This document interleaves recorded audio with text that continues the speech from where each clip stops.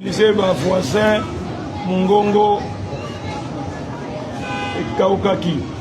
Malgré ça que les voisins bayaki na bangote, bango bayaki tango, ba criminel bakei.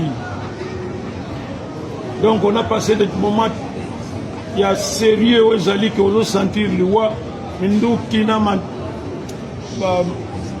la machette, tout ça. Na kati ya chambre 7 personnes bazo menacer oazo pona oyo oazo pona boy oazo sala boy oazo fouiller koto tout ça na mwana nanga il faut que tu ba coller ni licence lobby kama ndenge tout ça là qui programme oyo boy soki makaya bo soki oyo tout ça biloko ba yanke bakenango donc na souci na douleur na nini tout ça. Heureusement que un peu partout, il y a un message pour encourager, mais première fois on a senti que Nalina Koufa vraiment. Maintenant, je ne sais pas programme de Bangladesh, oh Yazalaki de Preka Boye, Tanga Soukalisani, oh, tika artiste. Mbalamoga tika toke.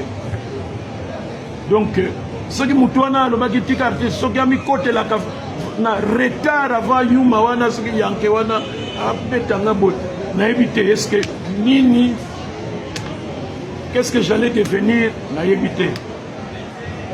Heureusement que eloko moko esalamité ya mabe o etali banzoto, mais en tout cas on a perdu.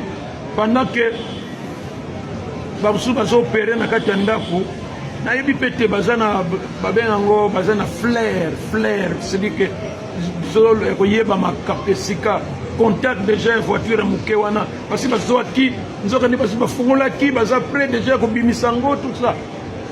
Heureusement que carburant jaki na côté toke ko récupérer ngo na batongo na basekuna.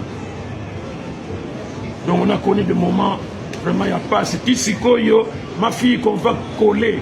Donc même quand elle porte pas na moi parce que il faut sentir que parce que elle na biloko ba viole boye bindenge zalaka elle était vraiment convaincue que en tout cas viole ko salawana.